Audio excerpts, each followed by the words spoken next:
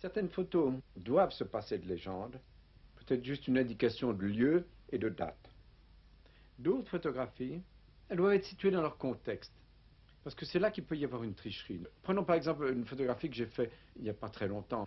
J'étais tellement bouleversé en voyant un gosse à Cochin, dans le sud de l'Inde, qui dormait. La tête était très belle, un enfant n'est pas une tête misérable. Et les poignets, les chevilles étaient coupées, ni main ni pied. J'étais en Inde il y a 15 ans. J'ai vu beaucoup d'enfants atrophiés, enfin des mendiants, c'est un moyen de gagner leur vie. On ne voit plus ça. Alors si on dit l'Inde est comme ça, c'est une malhonnêteté. Mais tout de même, cet enfant était là.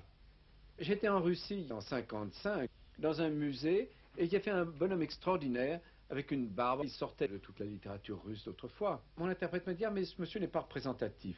Bon, alors on se borne à faire des généralités, des tableaux d'histoire. La vérité, c'est le petit détail significatif. Il fallait préciser cette chose-là.